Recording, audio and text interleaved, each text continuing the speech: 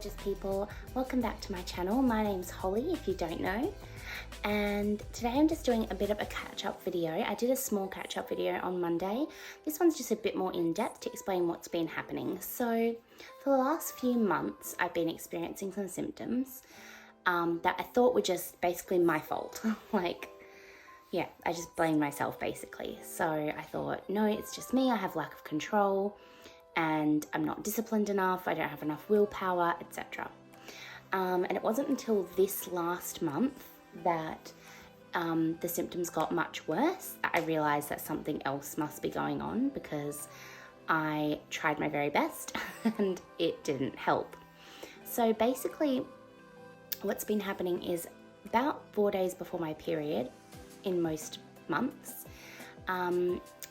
I experience fatigue, a lot of fatigue. So I have insomnia usually, so most nights I do struggle to sleep, and I only sleep around 4 to 6 hours a night, 6 being a good night and 4 being a regular night. Less than 4 would be a pretty bad night for me, which does happen.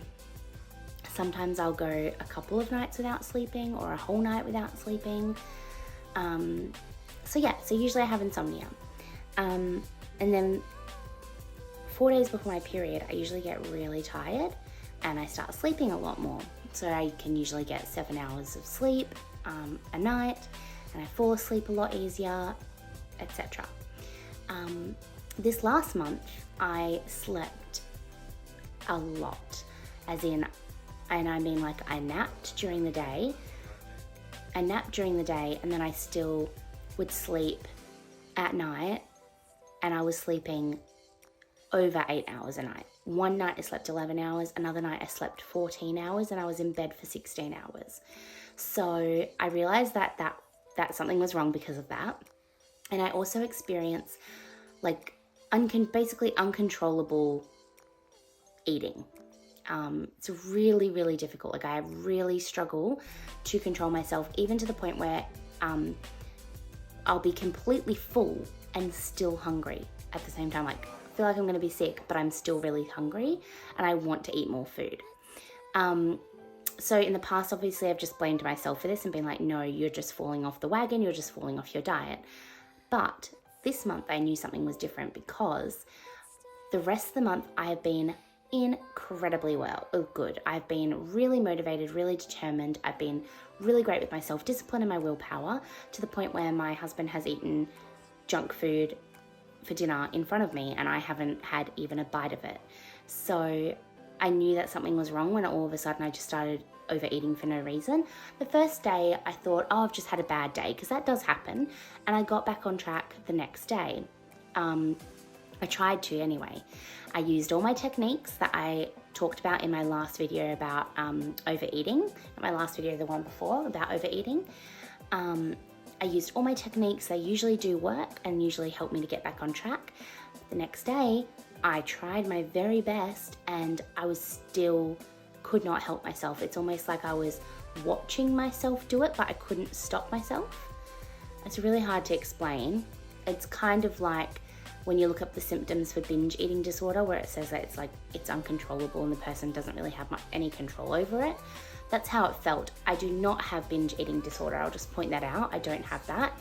But I can just relate to that symptom of binge eating disorder. So I went to see my doctor and he chatted to me about all my symptoms, and he said that the most likely cause of this is Pmdd. And the reason he is pretty sure that's what it is due to the fact as well that I have PCOS, and it's a lot more common in women that have hormonal disorders to get Pmdd. So Pmdd is premenstrual dysphoric disorder, and it's PMS but worse, but that can be really minimalizing how bad it actually is. Because when you say PMS, people just think, oh, well, that's normal. So, it's just basically like PMS. It's much worse than PMS. The symptoms are just similar, and they're just a lot worse. So you get the similar symptoms that you get with PMS. They're just, like I've said 3 times now, much worse, much more extreme. So I chatted to my doctor about it. He's pretty sure that's what it is. He's happy to diagnose me with that, because all the other things that it could be have already been ruled out. So I've had my thyroid checked 1 million times. I get that checked every 6 months anyway, just to make sure. I don't have diabetes. I don't even have pre-diabetes. There's really nothing else. Like, he's checked all the most common things that would cause these symptoms. He's already checked in the past, and not the past as in over a year ago. The past is in the last 12 months. So it's definitely not any of those things. So he wants me to keep track of everything for next month as well. And if the same thing happens again next month, then that will just confirm his diagnosis, basically. So what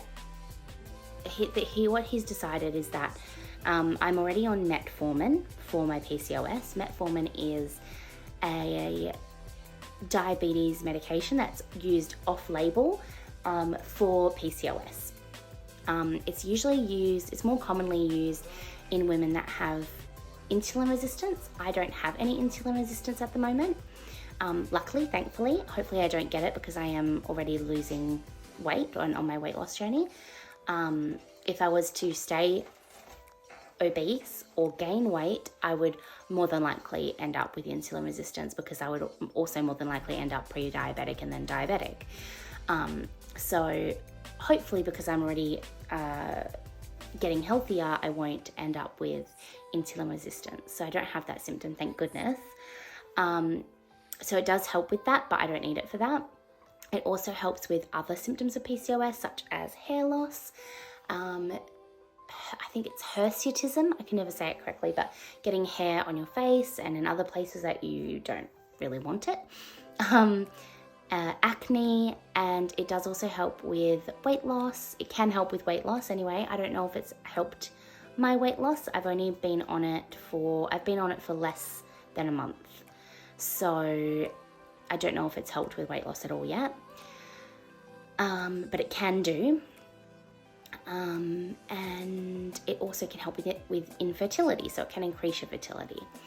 So that's what I'm on at the moment, and he asked me to up that dosage from 1 tablet a day to twice a day, to see if that helps with the Pmdd symptoms as well. And we decided to come up with a plan for next month to mediate the symptoms.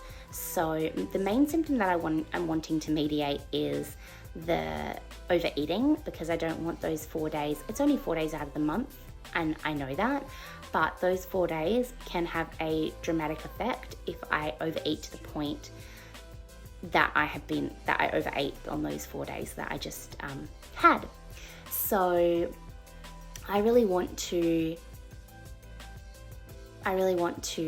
fix that. My doctor and I came up with a plan. So basically what I'm going to be doing is I'm going to be, a week before my period, I will go to maintenance for that week. This is great for a number of reasons. First of all, it's great to reset your hormones anyway, things like your hunger hormone and your, there's another hormone that I can't remember what it's called. There are 2 hormones, Ghrelin and Leptin. I can never remember what they do exactly. I know that one signals to your body that you're full. And I think the other one tells you that you're hungry. So when you're dieting, those do down-regulate, so they end up getting lower. I think one of them gets higher. So I think the one that tells you that you're hungry comes out more, basically, like gets made more of, so that you feel more hungry. And then the one that tells you that you're full goes down, so that you don't feel as full when you eat. So basically, when you go to maintenance, or you sometimes you can have a refeed day as well. That can also work, which is, some people just have a cheat day, but a proper refeed day is more structured. I don't do that yet because I don't really need one at this point. So I really try to not have days where I overeat. So this maintenance period will be overeating in terms of my deficit calories, but it won't be overeating like I have been. So I will be increasing my calories up to maintenance level. This will take a few months to work out. I have to see how I go, how much weight I gain, because I need to make sure that the amount of calories I go up by, I don't actually gain any weight, I just stay the same. That's what maintenance calories mean. So I should just stay the same weight throughout the whole week. I'm going to be starting with 300 calories, and that's going to be just calories. So the other thing that for that week is, instead of keeping to my macros, which are my fats, protein, and carbs that I talked about in my first or second video, I have a certain amount of grams of carbs, a certain number of proteins, and a certain number of fats that I'm supposed to eat throughout the day that make up my calories. And instead of doing that for the maintenance week that I have, I will be just sticking to the calories and eating whatever macros I want throughout that. So that means if I have a craving, I can more easily fit that in to my macros. So what I'm hoping is that instead of during that week keeping to my deficit calories, being even more hungry and having even less control, and then on top of that telling myself that I have to, only eat however many calories I'm eating at the moment, which I think is 1,730 at the moment. And then, because you're already hungry when you're in a deficit, you're not really hungry. Like right now, I could eat, but I'm not starving. Do you know what I mean? Because I do volume eating. So you're not starving when you're in a deficit, but you are a little bit hungrier than if you were to eat until you were full. So that obviously causes that time to be harder. And what I'm hoping is that if I'm not hungry, so I'm at maintenance level, which means I shouldn't be hungry, I should be full all the time because I'll have enough calories to be full. My body won't be signaling that it's hungry because I've eaten enough calories to maintain my body the way it is, not lose weight. So that should help. My hormones will reset, which should also help. And then on top of that, if I want a craving, I can have a craving and put it in and still be able to eat that and not have such a drastic effect on my weight. So that's the plan. On top of that, in terms of the sleeping, because I have insomnia, my doctor just said, because you don't sleep most of the time, it's great that you actually sleep more during that week. So just seeing as I'm not working at the moment, just let myself sleep as long as I need. So that's what I'll be doing. And the other thing is obviously to increase that metformin, which I've already done. And the only other thing that we were thinking of is potentially taking an extra iron supplement, but I'm not anemic, so we don't know about that yet. So we'll have to see. So this is what we're starting with and seeing if that helps. If it doesn't help, there are other things that we can talk about. But at this point, I'm not really ready to talk about those things, and I'm not really ready to go for those things. I really want to try to do this without taking any medicine if possible, because I'm already taking a lot of medicine for my PCOS and other things. So I'd really much rather do it in a more, not natural way, because I'm not like someone who has to do things naturally, but I'd just rather not add in more medicines, if that makes sense, if you can understand that. So yeah, that's what's been happening. On top of that, obviously, during that time, I'm very, very emotional. My mood is all over the place. And it was just really difficult for me to be on camera and to explain everything. Also, I think I've decided that I'm going to be showing you all my beautiful face now. I'm still keeping my my real name a secret for now, but I have decided to show you all my beautiful face because I have told most of my friends and family that I'm doing this now. So yeah, there's probably still people out there that don't know, and they could be very judgmental and mean, but I can live with that because I have all you 9 lovely subscribers that are very supportive and encouraging, and I appreciate all of you. I know 9 doesn't seem like many, but even the fact that 9 people take a few minutes out of their week to watch my video, which is really just me sitting in front of my phone, chatting and rambling or working out, is amazing to me because that's time that they don't get back. So I really appreciate that, and I really appreciate all of you. And if you're new, I also appreciate you too, and hit the subscribe button so you can stick around. So yeah, so that's what's been going on. So I'm really sorry that I didn't keep to my schedule. I just had a really tough week, and I was really beating myself up. You know, those feelings of guilt are really, really difficult, and they're really all-consuming, aren't they? Like, we really beat ourselves up about things. Now, obviously, I'm not using this as an excuse to overeat. That's why I've got this plan in place so that I can not overeat. And I really don't want that 4 days to affect my entire month worth of hard work. So that's why I'm trying to mediate it and make it a little bit less impactful in a negative way on my journey. So yeah, so that's the plan. We'll see how it goes. I'll definitely keep you guys updated. Yeah, and while I've got you, I will update you on my macros. So I'm thinking of dropping my protein a little bit because at the moment I rarely hit my protein, and it's not that high, but it's also not that low, and I rarely hit it. And so basically I just don't eat those calories. I can convert some of my protein into fats and carbs, just so that I am not just leaving those calories spare and I'm eating them. At the moment, I'm eating around 1,730 calories.